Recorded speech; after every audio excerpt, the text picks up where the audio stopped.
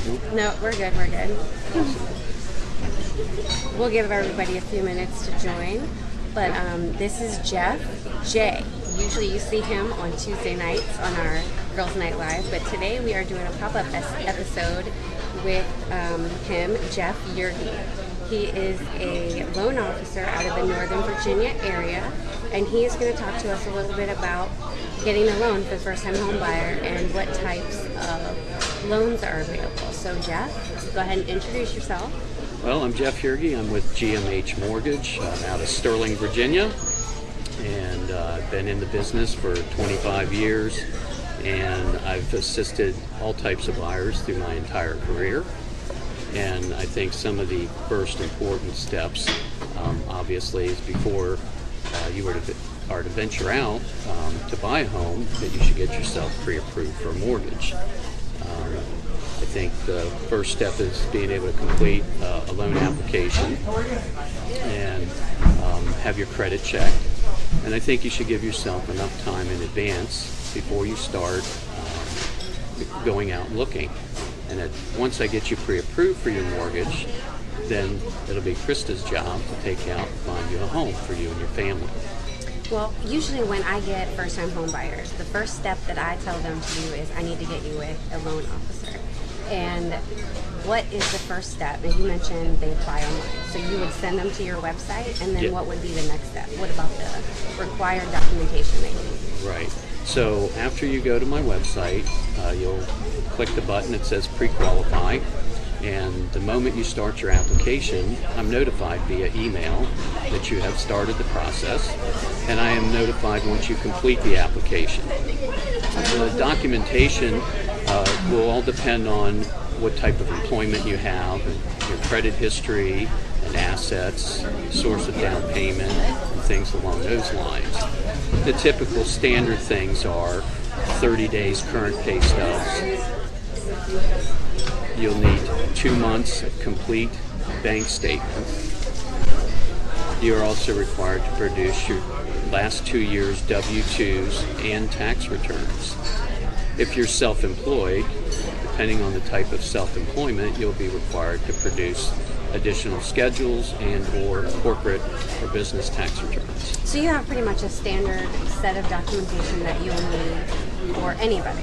That's correct. Employed is going to be 2 years of tax returns. It's still employed 2 years of tax returns and self-employed 2 years of tax returns. Right. What if, for example, I've had someone say recently their employer didn't report the right earnings on their W-2s for the previous year? How would you address that? Well, it usually starts with the payroll department getting the documentation corrected. That sometimes can delay the process, and it's only right for me to tell you that your settlement may be delayed because of those things. Part of what happens, they'll send out a verification of employment, and this happens on occasion. Somebody's got the information reported incorrectly, and then it requires them to do a corrected W-2. Yeah. Okay, so there is a way around it. It just takes a while. Right. And how quickly can you get someone pre-approved? Pre-approval is less than 24 hours, depending on, if you're doing it at midnight, it might be a little more difficult to get you pre-approved, but we use automated... Come on, Jeff, you're not 24 hours? I am. In some respects, I can do 24 hours, but I think what happens, as long as you do a complete application, and I will coach you on the requirements and the things that you're going to need. It's 2 years, 2 year history of employment. It's 2 year history of where you live, and then it's disclosing your assets. Okay. And then you're going to be asked some questions on the third page of the application that may require additional documentation. If you're divorced, or if you had a bankruptcy or foreclosure, and tax liens, things along those lines. But how far back did you require documentation? Like, for example, if you have a bankruptcy back 7 years, do you require all that documentation with your to get pre-approved? No. Once you're beyond the 7 years, you wouldn't be required to produce your documentation. Okay. And it's the same for foreclosure. those items will typically not even show on your credit report anymore. Okay. And you bring up a point about the bankruptcy. Just because you filed bankruptcy or have a foreclosure does not mean you cannot buy another home. So it's important, to give me. How long is the wait period? Well, it depends on the type of financing that you do. VA is the shortest span of time. Give me 1 second. I'm going to turn it up because it seems to be getting a little loud here. Okay. Hopefully everybody can hear us okay. Right. Let us know. But go back to your bankruptcy. Yes, the VA's requirement is the least of all the 3 loan types. So you have conventional financing, you have FHA financing, which is government program, and as well as VA, and that's for our military. And its loans, and VA loans are no down payment loans. FHA is a minimum of 3.5% down payment. Okay. And conventional ranges from 3% down to, once you put down 20%, then you're not paying a mortgage default insurance premium. Okay. Now, we said the VA is no money down, so typically how much would someone have to come for the loan portion? Now, when I talk to people, I always tell them that you have to have money for your home inspection and you have to have money for your appraisal. And then everything else is going to come from the loan officer. So that's why there's a couple reasons why I need to get you with the loan officer. One, when we go to write an offer, we need a pre-approval letter to send with the offer. So that's why it's very important for you to know as the buyer how much you need when you're ready to go write the offer. So you said 3.5%. Can you do like a little sample real quick? Like if I'm doing $250,000 loan, how much I would need? Well, we'd go simpler math to make it even easier. Let's say you're buying $100,000 home. Okay. 3.5% down is $3,500. Okay. So that's not that much money. At $200,000 now you're at $7,000. Okay. And the down payment can come from the form on an FHA loan. It can come from the form of a gift from a family member. You can actually borrow money from your 401k to use as your down payment. You can have the money, and it could be a combination of a gift and down payment, that money you have in the bank, but the minimum is 3.5%. Now, is there a certain amount you need to have in savings for any reason? Usually you're required to have at least 1 month's reserve equivalent to your mortgage payment on a FHA. Conventional is usually 2 months. Okay. And these are on primary residence. You can only have one FHA loan.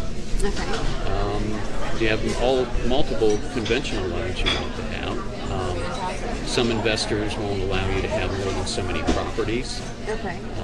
That's just a topic for another day. And VA has no down payment. VA is one of the best loans out there. I have a VA loan with no money down, and there is a funding fee. Can you explain the funding fee of the VA loan? Yes. So if you're a first-time user of your entitlement, it's called VA eligibility.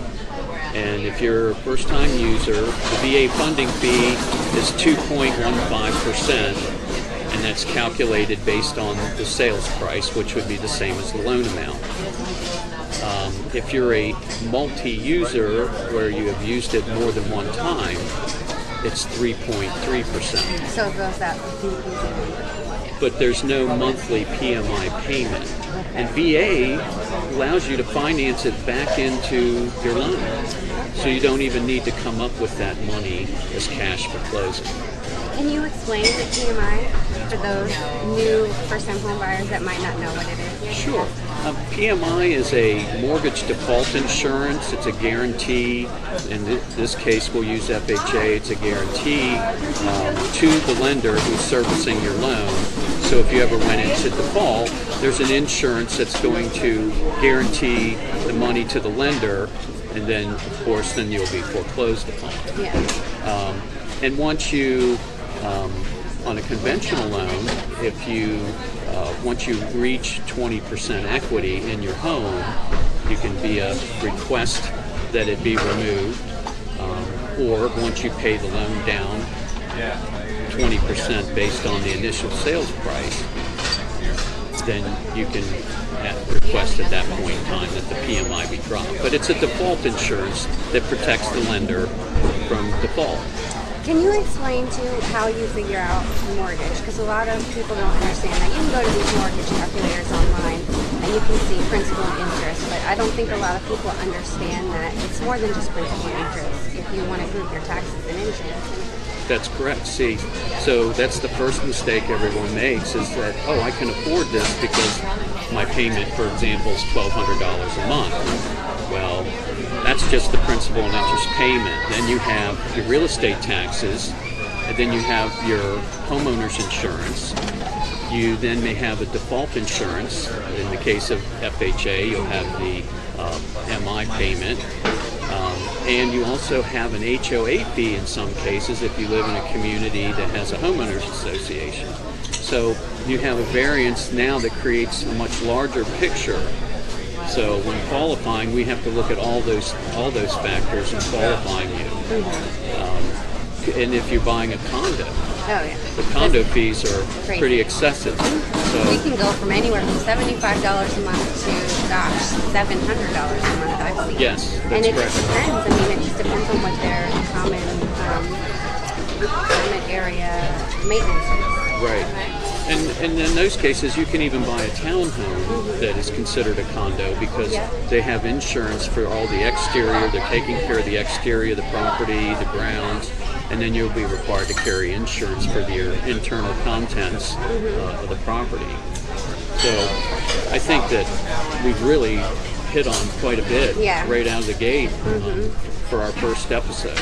Yeah, and we intend to do this probably on a weekly basis. I think we decided on Thursdays. So you can get your weekly education. You can ask us any questions that you want to find out about loans and anything like that, real estate, and I can make sure to address them in our weekly episodes. But Jeff, how can someone get in contact with you directly? Well, the easiest way is cell phone. It's always good. You can text me or give me a call at 703-472-4760. And then I can somewhere probably post on, I guess maybe the next episode or segment we do. Yeah, we'll put it in the comments. And also, you're on Facebook. I'm on Facebook. Twitter? I'm on Twitter. Okay. I'm on LinkedIn. You want to put your Facebook name out there so that way they can find you? Yes, I'll do that at the next episode. Okay. Because I'm not sure what that one really is. And I also have a business Facebook page as well. And if you're interested in finding Jeff and you're not sure how to contact him, you can get in contact with me. I'll get you with him. But also we're going to have his link in the comments here shortly. So thanks for watching. If you have any questions, feel free to reach out to either one of us. Have a good day. Thank you for watching. Thank you. Bye-bye.